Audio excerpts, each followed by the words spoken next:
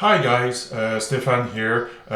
This time I will talk about a game I've played quite a little bit in the last 3 years or so. I have two versions of this game. Cadaco's All-American Football. This one you see right now is a late 60s version.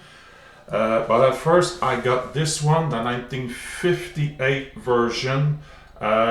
It plays a little bit differently.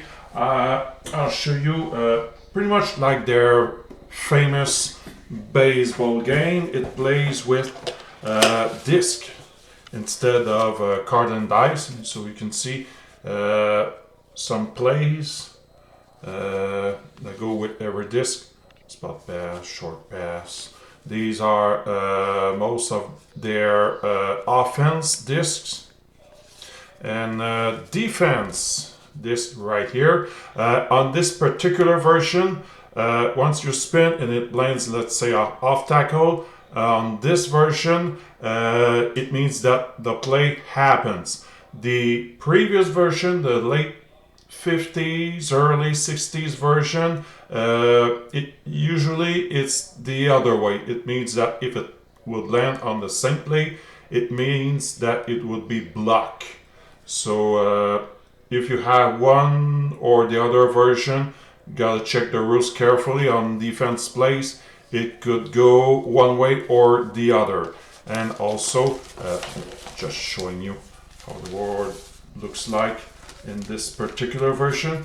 A few more discs, right here, onside kickoffs and the kickoff disc, the return, interception return, the punts, punt return, and also since it's pretty old football game, it means there was a particular play back then. It was quick kicks, basically first, second, or third down. You could do some surprise play, which was the quick kick, basically punting, but not on the fourth down. I do think it would also happen since it was the single platoon era, which means there were not many player changes. They would play both offense and defense, so it probably would happen more often at that time. And I'm gonna start to play with some specific changes I would do. This one, for example, it's the point after touchdown. As you can see, it's also about the field goal, and you see it already changes quite a bit. 10 to 20, basically something like 25%, and look, from 30 to 40, almost no chance for success for a field goal. So probably back then it was quite tougher to produce some 3-point kicks. What I would do with this particular game, I will probably do like Dennis Collier and his Star Power Baseball game with the same kind of disc. I would probably pick a few offense and defense plays, and depending on how I want a more powerful team on offense or defense, I would give them some respins, and at times they would have to pick the final spin,